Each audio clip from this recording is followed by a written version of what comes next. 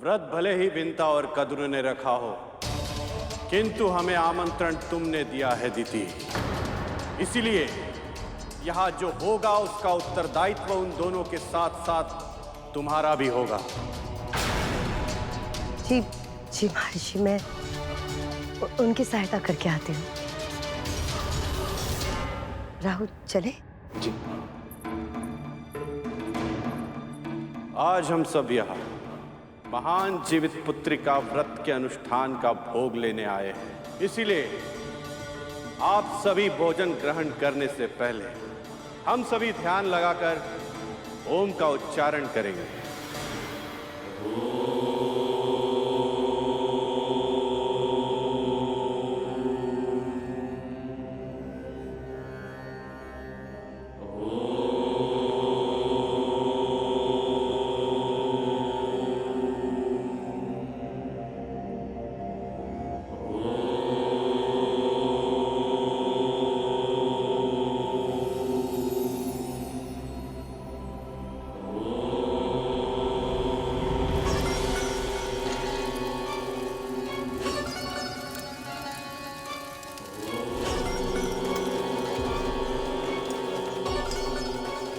ये गरुड़ कहाँ रह गया?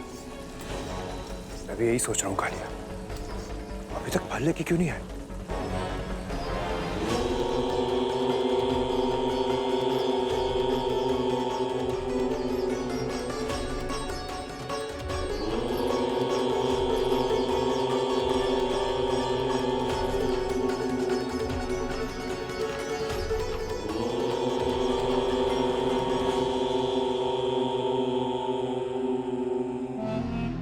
जब ये महर्षि आवेश में आकर अपनी पत्नी को वृक्ष बना सकते हैं, तो सोचो राहुल, क्रोध में आकर ये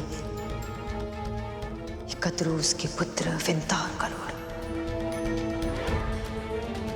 इन सबको क्या क्या बना देंगे, इसकी तो कल्पना ही अद्भुत है।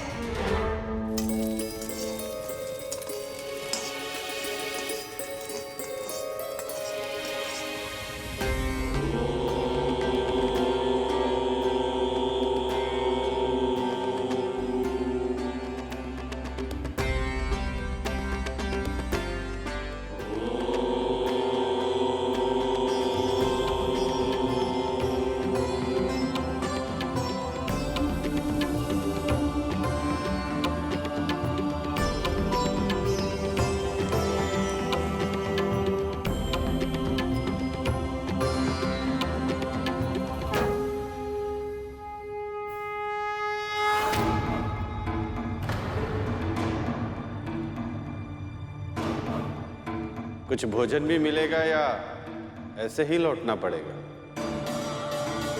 बस अभी आया महर्षि। सब लोग भोजन के लिए आसन ग्रहण कर चुके हैं। हमारे पास 1 सहस्त्र तो क्या 100 लोगों के लिए भी पर्याप्त भोजन नहीं है। जीवित पुत्र का व्रत के भोग में सबसे अधिक आवश्यक है मरुए की रोटी और नोनी का साग, और ये दोनों ही वस्तुएं बहुत सीमित मात्रा में है। अब क्या होगा माँ? अब क्या, इतने कम समय में और कहीं से प्रबंध किया भी नहीं जा सकता। हाँ, कोई ना कोई उपाय तो अवश्य होगा जो केवल आप कर सकती है। मैंने देखा है आपके हाथों में चमत्कार करने की क्षमता है। माँ, मुझे जब भी भूख लगती थी आप कैसे भी करके कोई ना कोई उपाय से मेरे लिए कुछ बना देती थी। माँ, कुछ कीजिए ना माँ, आपसे अपेक्षा है। ये तो तेरा अपनी माँ के लिए स्नेह है गरुड़, तभी तुझे लगता है कि मैं करती हूँ, पर करने वाली तो केवल माँ अन्नपूर्णा है। अन्न की देवी हैं वो।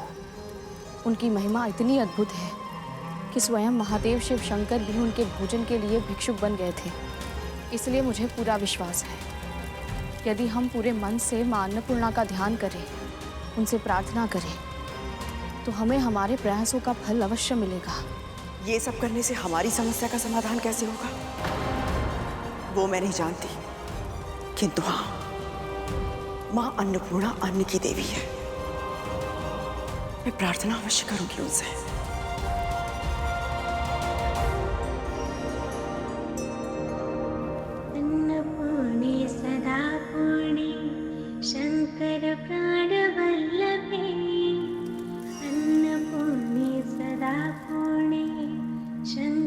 प्राणवल्लभे ज्ञानवैराग्यसिद्धिदं भिक्षां देहि च पार्वती ज्ञानवैराग्यसिद्धिदं भिक्षां देहि च पार्वती अन्नपूर्णे सदा पूर्णे शंकर प्राणवल्लभे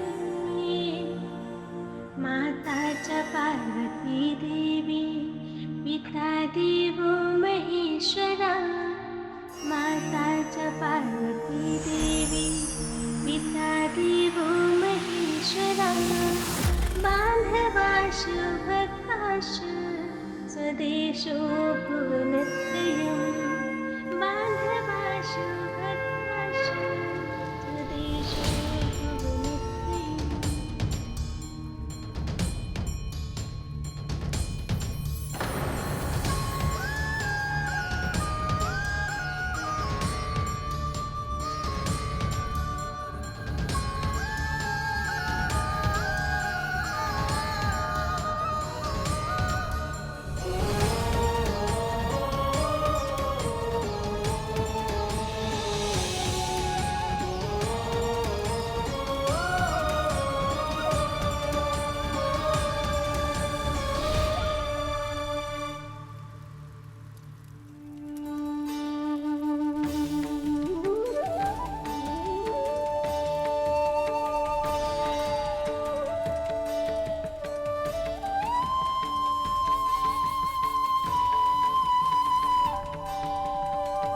ये प्रसाद ऐसे क्यों रखा है?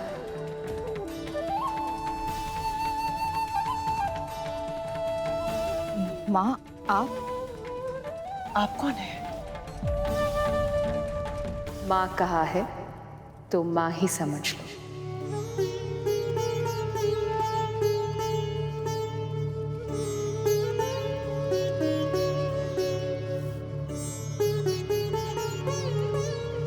इस प्रसाद को अब खुला मत छोड़ो और इस पत्तों को पूरी तरह हटाए बिना इस करछी से प्रसाद बांटना आरंभ करो। क्या सोच रही हो?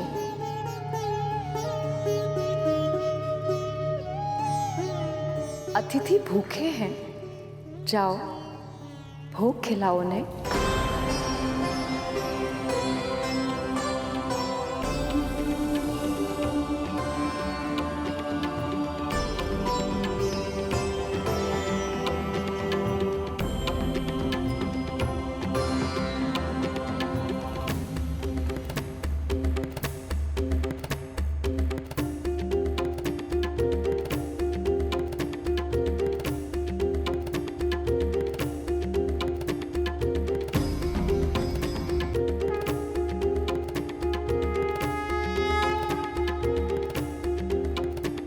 जल्द ही भोग का खाना कम पड़ने लगेगा और क्रोध में आकर ऋषि दुर्वासा इन्हें श्राप दे देंगे।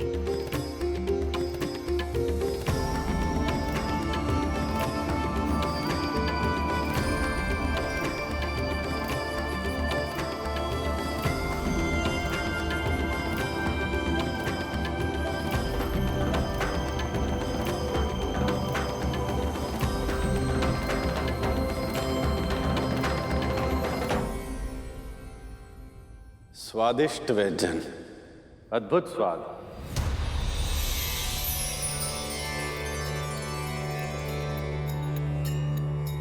और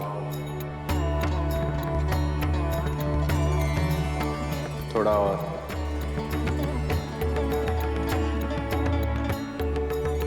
जिस क्रोध की आंधी की आशंका थी वो शीतल व्यार में बदल गई। महर्षि और इनके 1 सहस्त्र शिष्य को भोजन कराने में हम सफल रहे। यह असंभव कार्य केवल अन्नपूर्णा मां की कृपा से ही संभव हो पाया।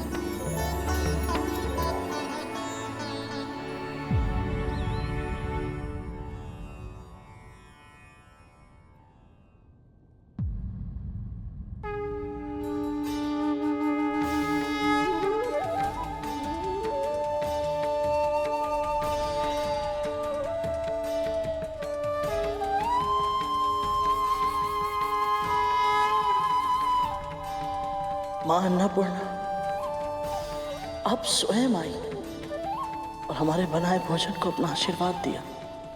आपकी सदा ही जय हो।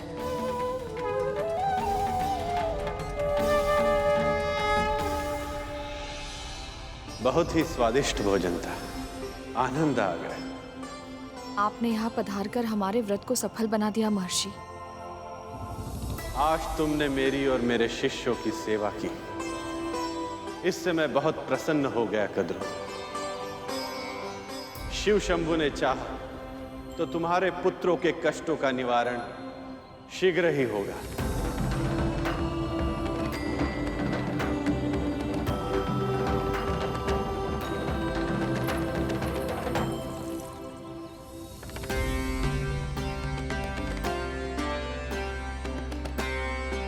तुम दोनों में अपार संभावना है।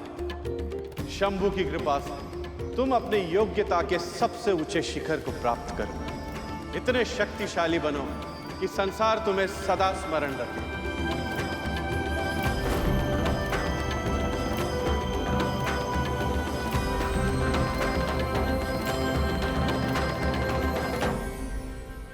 तेरे मन में मुझे एक ही इच्छा दिखाई दे रही है बालक। बहुत शीघ्र ही तू उसे पूर्ण करने का मार्ग खोज पाएगा। बस आपका आशीर्वाद सदैव मेरे साथ रहे महर्षि।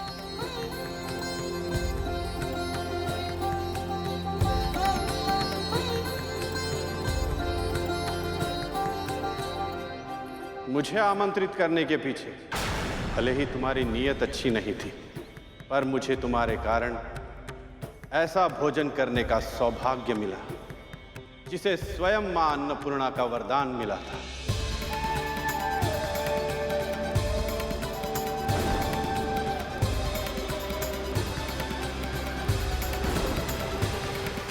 ऐसे महाभोग के बाद क्रोध का शमन हो जाता है और मन परम शांत हो जाता है। इसीलिए आज मैं तुम्हें कोई श्राप नहीं दूंगा, पर एक चेतावनी अवश्य दूंगा।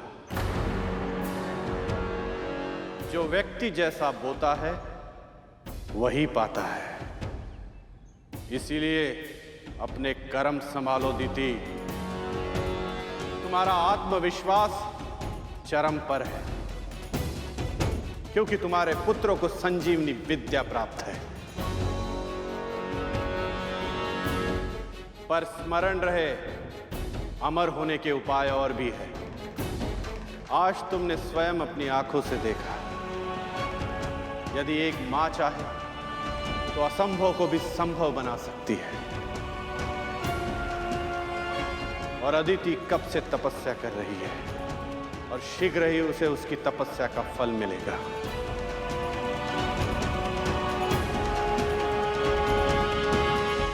पर उसका परिणाम तुम्हारे पुत्रों के लिए कैसा होगा, यह तुम्हारे कर्मों पर निर्भर करता है।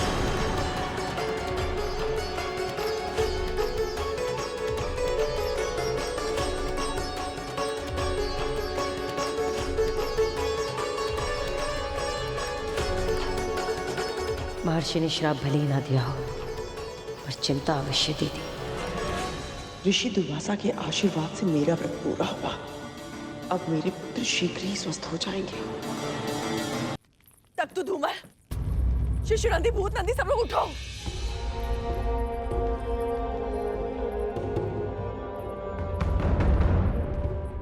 शिशु नंदी, पुत्र, उठो पुत्र।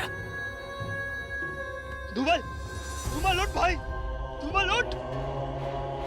आंखें खोलो अपनी। सुनते क्यों नहीं हो? देखो हमें। पुत्र, पुत्र,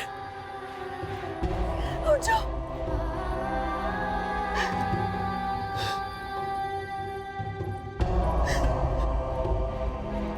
कालिया, अपने भाई से बोलो ना उठने के लिए।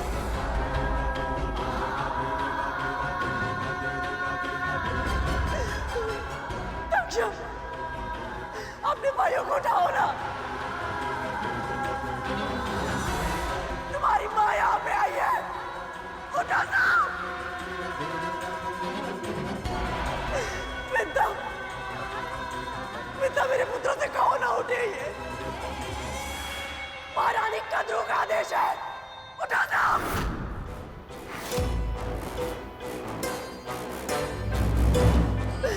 गोविंदा,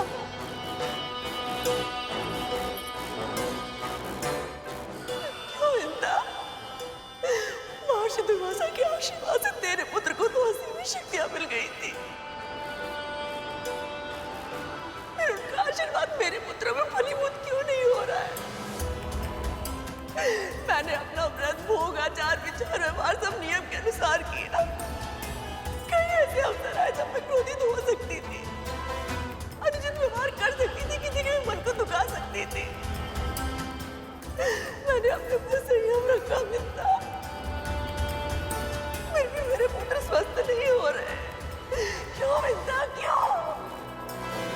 बोलो ना उनको उठने के लिए उठ जाए। बोलो बोलो मिलता, बोलो।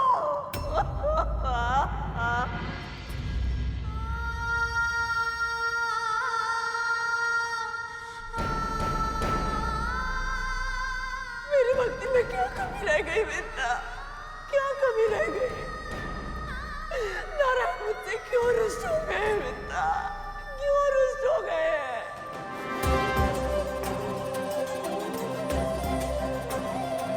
उठ जाओ, उठ जाओ।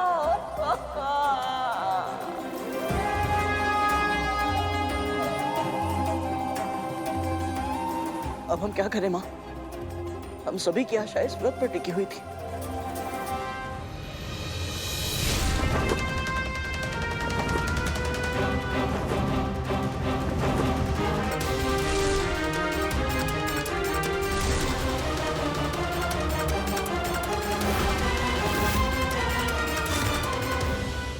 पर अब तो जाओ, बिल्कुल जाओ।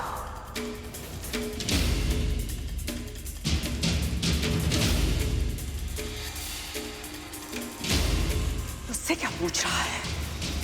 मुझसे पूछ, इस माँ से पूछ। आज मेरे पुत्रों की दशा तेरे कारण हुई है गरुड़, तेरे कारण।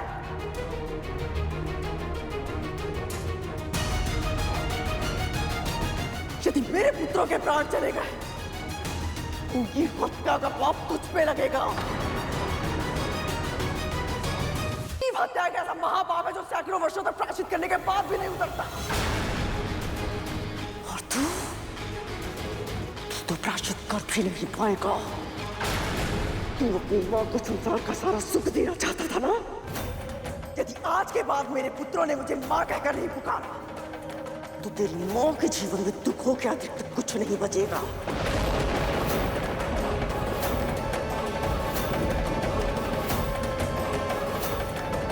यदि इतनी अल्पायु में मेरे पुत्र काल के गाल में समा गए, तो तू भी सुखों से भरपूर परिपूर्ण जीवन नहीं जी पाएगा। तेरी मां का, तेरे भाई का, तेरा, तुम सबका अस्तित्व इस संसार से नष्ट हो जाएगा। गृहस्थ जीवन और उसके सुख जो तेरी रेखाओं में है ना, वो सदैव सदैव के लिए मिट जाएंगी। तेरी पक्षी प्रजाति सदैव सदैव के लिए समाप्त हो जाएगी। ये इस मां का श्राप